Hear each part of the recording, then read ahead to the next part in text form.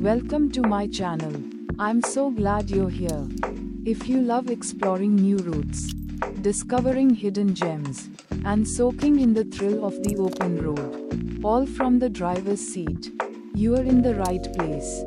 On this channel, I share real journeys and raw moments captured straight from my dash cam. Scenic drives, bustling highways, peaceful countryside, crazy city traffic, and those unexpected stories only the road can tell. Buckle up, sit back, and enjoy the ride. Don't forget to like, share, and subscribe so you don't miss any of our adventures on wheels. Let's hit the road together. 1 mile, one memory at a time. Welcome back to the channel. Today, we are heading out on a classic South Indian hill drive from Electronic City in Bangalore to the peaceful hill station, Yelagiri in Tamil Nadu. This is one of those trips that combines highway cruising, a proper Ghat section with hairpin bends, small town charm, and a hilltop that still feels relatively less commercial compared to places like Ooty or Kodaikanal. If you're someone who loves driving, wants to practice hill riding, or is planning a quick weekend escape from Bangalore, this route has a bit of everything. In this voiceover, we'll talk through the journey step by step, starting from Electronic City, crossing into Tamil Nadu via Hosur, moving past Krishnagiri and Vaniyambadi, climbing the famous 14 hairpin bends, and then exploring what you can actually do once you reach Yelagiri. We'll also sprinkle in some history, local stories, practical tips, and small details that keep a long drive interesting and your audience engaged. So, settle in, imagine yourself behind the wheel, and let's start from Electronic City. We start our journey in Electronic City, one of Bangalore's biggest IT hubs.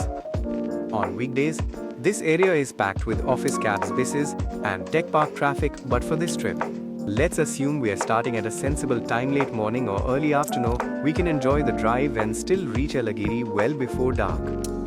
As we roll out of Electronic City, the first task is getting out of Bangalore's influence and onto the main highway toward Tamil Nadu. From here, the most common and efficient route to Yelagiri is Electronic City, Hosur, Krishnagiri, Vaniyambadi, Ponneri, Yelagiri. We join the Hosur Road, stretch part of National Highway 44, one of the key corridors connecting Bangalore to the rest of South India. Initially, you'll see a lot of urban sprawl, flyovers, commercial buildings, local shops, and dense traffic. As we approach Attabel, we slowly edge closer to the Tamil Nadu border, and soon after, we cross into Tamil Nadu, heading toward Hosur. Hosur is an industrial town, and the traffic here often includes a mix of trucks, buses, and intercity traffic. But the good part is, once you merge properly into the main highway beyond Hosur, the drive begins to feel more like a proper long-distance journey. The road widens, the surroundings open up, and the rhythm of the drive becomes smoother. From Hosur, our next key point is Krishnagiri. This section of the highway is usually in good condition, with divided lanes, clear markings, and enough facilities for fuel and food stops. On the way, you'll notice rocky hills, stretches of greenery, and that familiar feeling of leaving the city behind. Krishnagiri itself is an important highway junction. It's where a lot of traffic branches off, some headed toward Salem and beyond, others toward Chennai, and in our case, toward Vaniyambadi and Yelagiri. If you're traveling with family or friends, Krishnagiri is a great place to plan a break, a quick lunch, coffee, or just a stretch stop. From here, we take the highway that leads toward Vaniyambadi. The distance from Bangalore to Yelagiri is roughly around 140 to 150 kilometers by road, depending on your exact starting point in Electronic City and the route variations. Typically, it takes about 3 to 4 hours or driving time in normal conditions, more if you include breaks for food, photos, or just enjoying the journey. As we move closer to Vaniyambadi, you'll notice the terrain gradually starting to change. The hills in the distance become more prominent, and you get occasional glimpses of the ranges that surround Yelagiri. Now, before we start climbing, let's talk a bit about Yelagiri itself. Yelagiri is a small hill station in Tamil Nadu, located between Vaniyambadi and Jolapete. Unlike some of the more commercial hill stations, Yelagiri still has a quieter, more laid-back vibe. Historically, this region has seen many rulers. In ancient times, it was part of the territories influenced by the Chera, Pandya, and Chola dynasties at different periods. Yelagiri is mentioned in Tamil literature as early as the 12th century, and later it came under the control of the Vijayanagara Empire during the medieval period. Over time, local hill tribes like the Malai Velala, Malayali communities settled here as cultivators in the 17th and later centuries. During British colonial times, Yelagiri was organized as private property or the Yelagiri Zamindar family, and the hills remained largely under their control. 6.4. It wasn't until the early 1950s, after India's independence, that the government took over the region and Yelagiri slowly started developing as a hill station open to visitors.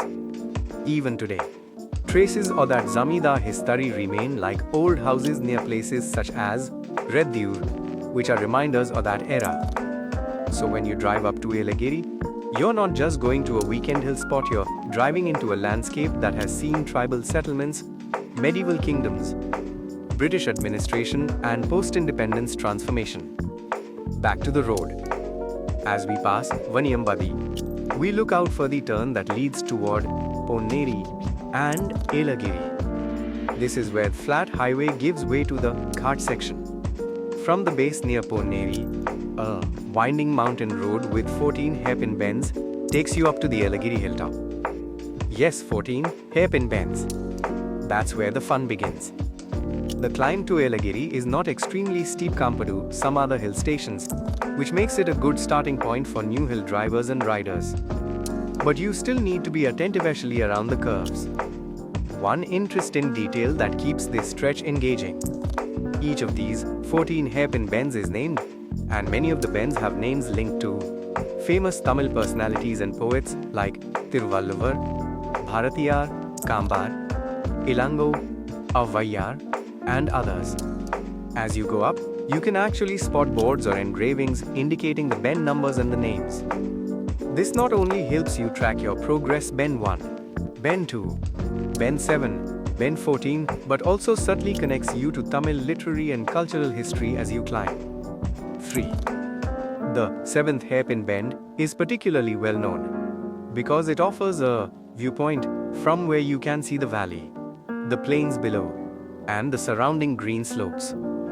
It's a great place to pull over for a moment if it's safe and not too crowded, take some photos, and just appreciate the climb. You might also notice something else that almost every traveler mentions: monkeys. Many of these hairpin zones and viewpoints are popular hangout spots for monkeys, especially near trees and railings.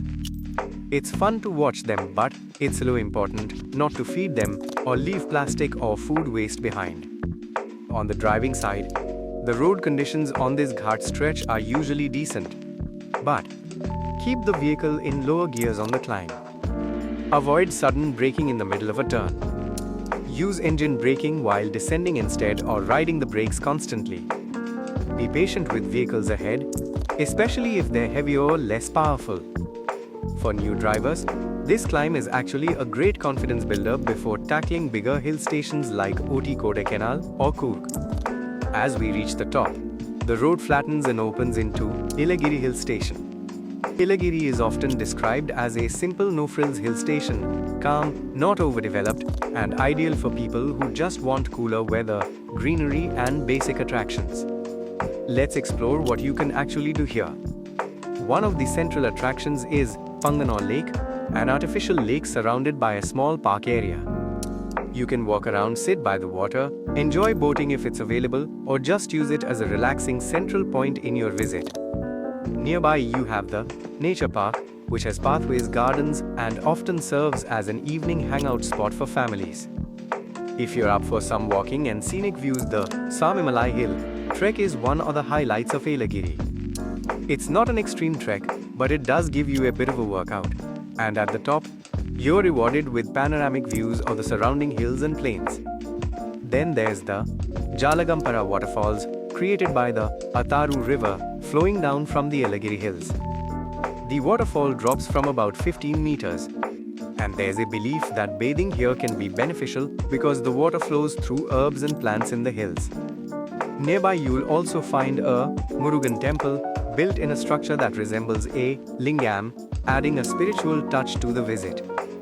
If you're interested in temples, you also have places like Velavan Murugan Temple and Jalagandishwarar Temple, which reflect local religious traditions.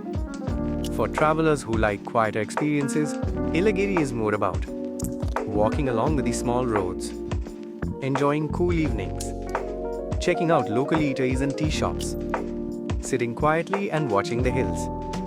It's not overloaded with big commercial attractions, which can actually be a plus if you're looking to slow down. Let's bring in some more history and local flavor while we're spending time at the top. Yelagiri was once almost entirely under the control a single zamindar family who owned large parts of the hills. In the early 1950s, the government of India took over the region and Yelagiri slowly shifted from being a private estate to a hill station accessible to visitors. The nearby region also has communities like Vellala Gounders, historically linked to Tipu Sultan's armies as cultivators, and Malayali hill tribes, who have lived here for hundreds of years. Their presence and cultural practices are part of what makes Yelagiri's local life unique, even if you don't directly see it as a tourist. The hills have also been mentioned in older Tamil texts and folk stories, which is why some bends and places are named after poets and local chieftains like Adiyaman, Pari, Nali, Began, and others. So even something as simple as a signboard on a hairpin bend carries a historical echo. Now let's imagine how you might structure this entire one-day trip from Electronic City. Start from Electronic City in the morning. Cross Hosur and reach Krishnagiri around mid-morning for breakfast or a coffee break. Continue toward Vaniyambadi, enjoying the highway stretch. Turn off toward Ponneri and begin climb through the 14 hairpin bends, taking it slowly and enjoying the views. Reach Yelagiri around late morning or early afternoon. At the top, you could visit Bangalore Lake and Nature Park. Have lunch at a local restaurant or homestay. If you have the energy, attempt the Swamimalai trek or at least drive to a good viewpoint. If it's the right season, try visiting Jalagampara Falls. By late afternoon, you can start your descent again, taking it easy on the hairpins, using engine braking, and enjoying the landscape one more time. Then rejoin the highway near Ponneri, drive back via Vaniyambadi Krishnagiri Hosur, and return to Bangalore and Electronic City by night. Of course, you can also turn this into a weekend trip by staying overnight in Yelagiri. Many people do that to enjoy the cooler night weather and quiet mornings. To sum up the driving experience, from Electronic City to Yelagiri is around 140 km, often taking 3 to 4 hours or driving one way depending on traffic and stops. The highway sections via Hosur, Krishnagiri, Vaniyambadi are generally smooth and well suited for comfortable cruising.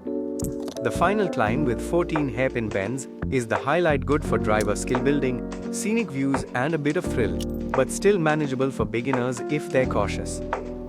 Yelagiri itself is a quiet, simple hill station, good for walks, viewpoints, a lake, a waterfall, a bit of trekking, and a lot of doing nothing.